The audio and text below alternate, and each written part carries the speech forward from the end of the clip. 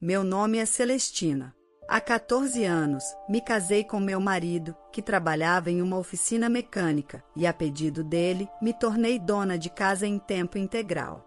No entanto, o marido gentil que conheci foi revelando sua verdadeira natureza aos poucos. Depois que nossa filha nasceu, ele começou a me insultar, chamando-me de parasita que vivia às custas do seu salário sempre que podia. Apesar da frustração crescente, eu não conseguia trabalhar fora de casa enquanto cuidava de nossa filha pequena, então suportei seu comportamento. Eventualmente, quando nossa filha entrou na escola primária, consegui um emprego de meio período. Um ano depois, meu desempenho no trabalho foi reconhecido e meu supervisor sugeriu que eu me tornasse funcionária em tempo integral. Honestamente, me sentia mais à vontade trabalhando fora de casa do que sempre tentando agradar meu marido. Então, criei coragem para discutir isso com minha família. Minha filha me apoiou, dizendo: "Mãe, faça o seu melhor no trabalho, eu vou ajudar nas tarefas de casa." Ela estava realmente empolgada, mas meu marido ficou em silêncio, observando sua animação com uma expressão de desagrado. Finalmente, ele falou, cheio de sarcasmo: "Acho que isso é só uma oferta de pena para te fazer uma funcionária regular. Você vai começar a reclamar logo. É melhor desistir dessa ideia." Quando insisti, ele retrucou: "Eu ganho dinheiro suficiente, você não precisa ser uma funcionária em tempo integral. Com as mensalidades da nossa filha e os custos das atividades extracurriculares, nunca teremos problemas financeiros, não importa quanto dinheiro tenhamos." Incapaz de rebater meu argumento, ele resmungou: "Faça o que quiser, mas não relaxe nas tarefas de casa", e saiu furioso. Apesar disso, fiquei feliz por ter convencido meu marido e não pude deixar de compartilhar a notícia com minha sogra. Ela havia suportado um marido dominador e se tornou uma aliada confiável, que repreendia meu marido quando necessário. Ela sempre cuidou de mim e de nossa filha, então ficou muito feliz ao saber sobre meu avanço na carreira como funcionária em tempo integral. Agora, eu poderia me concentrar mais no trabalho graças à ajuda da minha filha nas tarefas de casa. Consequentemente, meu desempenho na empresa continuou melhorando, mas meu marido, descontente com a minha aparente satisfação no trabalho, começou a me tratar pior. Seu comportamento piorava dia após dia. "Tem poeira no canto da sala, você pulou a limpeza?" Apesar de nunca ter se interessado pelas tarefas domésticas antes, agora ele criticava cada detalhe. Mal sabia eu que a empresa dele estava enfrentando dificuldades financeiras e seu salário havia sido significativamente reduzido. Eu me perguntava se o tratamento duro dele comigo estava relacionado às suas próprias frustrações. Querendo animá-lo, decidi preparar seu prato favorito, gumbo de frutos do mar, mas quando ele viu, seu rosto ficou vermelho e ele se aproximou zangado. "O que é isso?" "Eu fiz para te animar, já que você parecia desanimado ultimamente." "Droga, isso é algum tipo de zombaria?" Ele gritou, me empurrou e começou a jogar a panela e os ingredientes no chão. Minha filha e eu nos encolhemos em um canto, sem poder fazer nada. "É isso que acontece quando você me irrita. Limpe isso direito." Então, meu marido, que havia virado tudo na mesa, saiu da sala com uma expressão satisfeita. Depois desse incidente, meu marido começou a chegar tarde em casa com mais frequência. Quando perguntei, ele disse que estava ficando até tarde no trabalho para estudar e obter certificações na esperança de aumentar seu salário. No entanto, nos dias em que trabalhava até tarde, sempre havia um cheiro distinto de shampoo que não pertencia a ninguém da nossa casa. Uma suspeita cruzou minha mente e a palavra divórcio passou pela minha cabeça, mas eu não conseguia confrontar meu marido.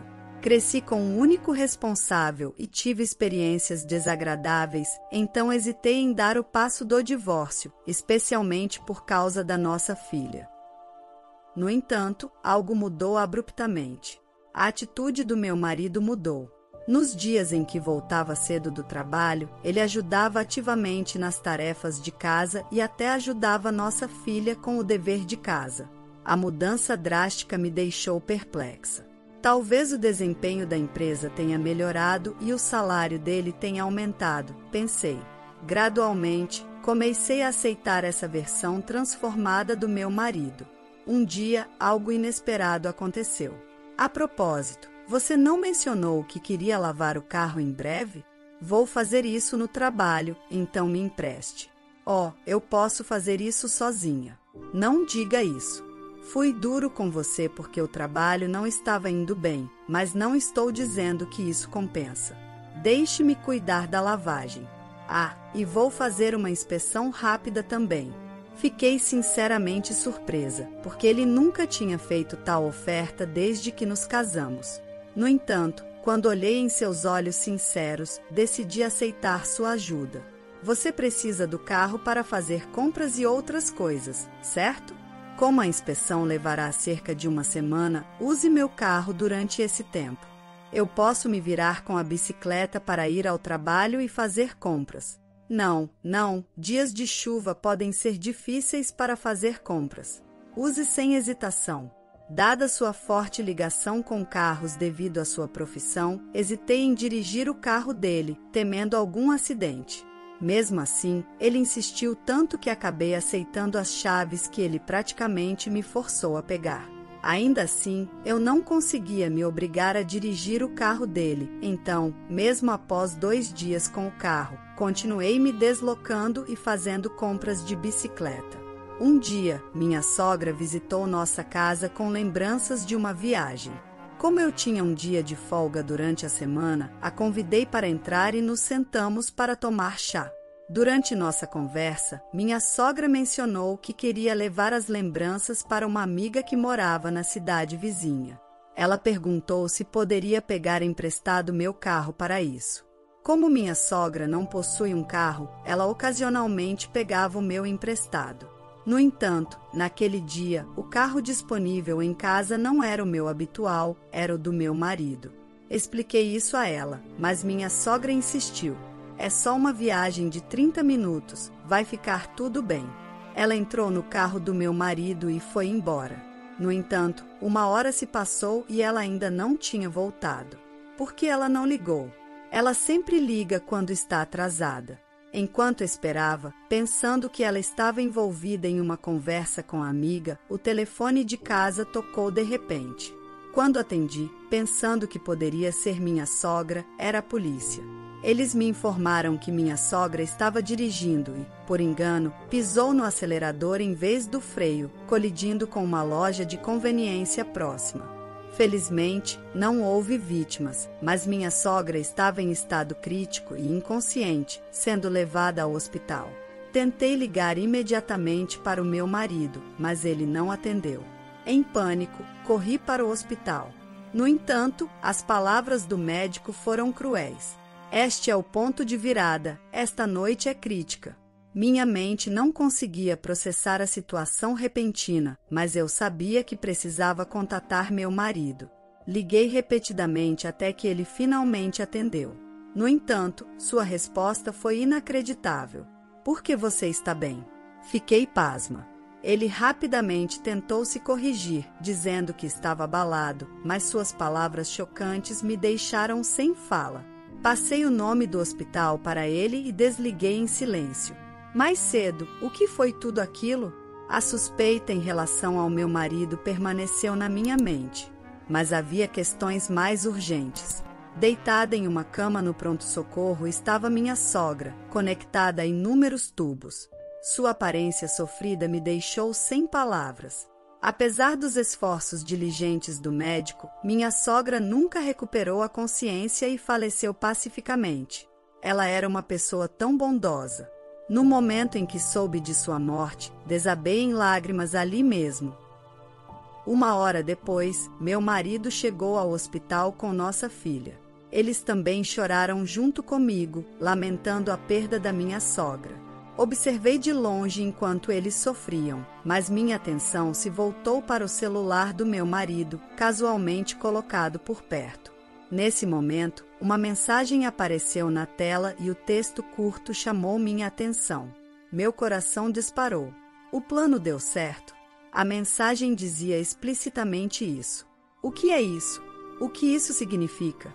Apesar da minha agitação, eu queria entender o contexto, então fingi indiferença e entreguei o telefone ao meu marido.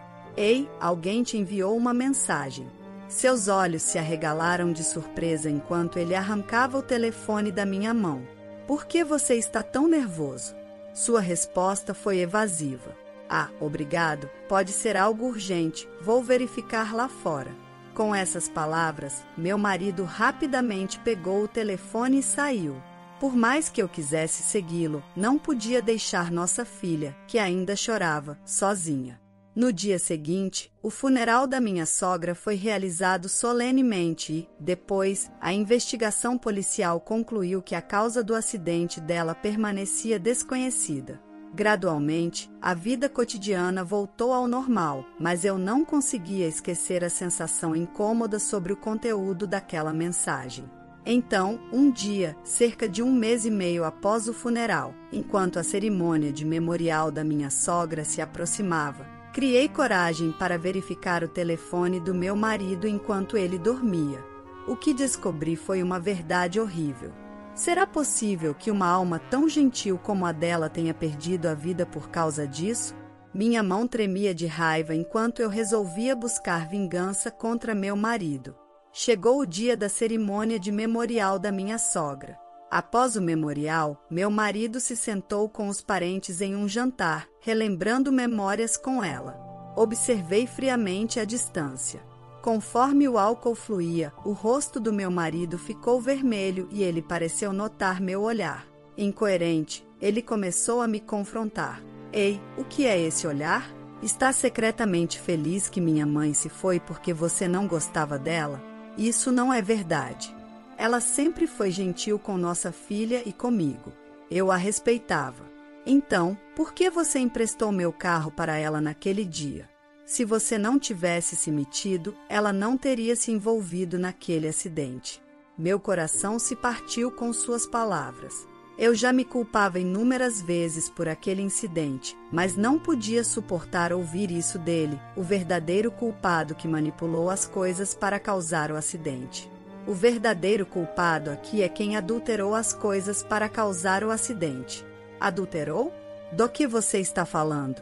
Ele tentou disfarçar, rindo nervosamente. Foi então que eu mostrei a tela do meu celular para ele. Mais cedo, eu havia encaminhado secretamente as trocas de mensagens do telefone dele para o meu. Essas mensagens revelavam um plano sinistro entre meu marido e a parceira dele no caso. Eles intencionalmente manipularam os freios do carro que eu estava dirigindo com a intenção de me machucar. A mensagem que ele recebeu no hospital foi enviada pela parceira dele no caso. O objetivo final era coletar o dinheiro do seguro após a minha morte e depois fugir para o exterior, deixando nossa filha para trás. Expondo essa verdade aos nossos parentes, o rosto do meu marido ficou pálido. Ele gaguejou. Achei que já tivesse deletado as evidências. Seu desespero confirmou sua culpa. Mais tarde, enquanto os parentes bombardeavam meu marido com perguntas, ele não conseguia fornecer respostas coerentes. Eu o observei com desprezo. Ele me atacou verbalmente, culpando-me por tudo. Ei, é tudo culpa sua que as coisas acabaram assim. Faça alguma coisa. Não é tudo culpa sua? Vou contar tudo à polícia e você vai enfrentar as consequências. Enquanto eu pegava meu telefone para denunciar o incidente, meu marido finalmente percebeu a gravidade da situação. O suor escorria pela sua testa. Espere, eu também estou sofrendo com a perda da minha mãe, sabe? Por favor, não me denuncie. Vou terminar com minha parceira no caso. Mamãe não gostaria de me ver preso pela polícia. Mesmo que você termine agora, isso não trará sua mãe de volta. Além disso, ela gostaria que você pagasse por suas ações. Mamãe nunca diria isso. Nesse momento, ele veio para cima de mim, mas os parentes o contiveram. Eu prossegui com a ligação. Pouco antes de colocarem ele no carro da polícia, ele se desculpou em lágrimas, mas minha decisão permaneceu firme. Depois, me divorciei do meu marido. As evidências que eu tinha se tornaram decisivas, levando à prisão dele e da parceira no caso. O ato malicioso de adulterar o carro resultou na perda de uma vida, e eles agora enfrentam cerca de 10 anos de prisão. Quanto à indenização de que exigi, os pais da parceira e os parentes do meu ex-marido pagaram suas partes. Quando saírem da prisão, terão que pagar o restante. Por outro lado, me mudei para um lugar um pouco distante com minha filha, começando uma nova vida. Apesar das nossas agendas ocupadas com trabalho e estudos, nos apoiamos e vivemos felizes. A história de hoje chegou ao fim. Não se esqueça de comentar qual lição você tirou dela. Também deixe um like no vídeo e se inscreva para não perder os próximos vídeos. E se você quer conhecer o final da história da mulher que se recusou a fazer um aborto a pedido do seu marido e foi trocada por uma amante, clica no vídeo que está aparecendo aí na tela. Te vejo nessa história. Grande abraço!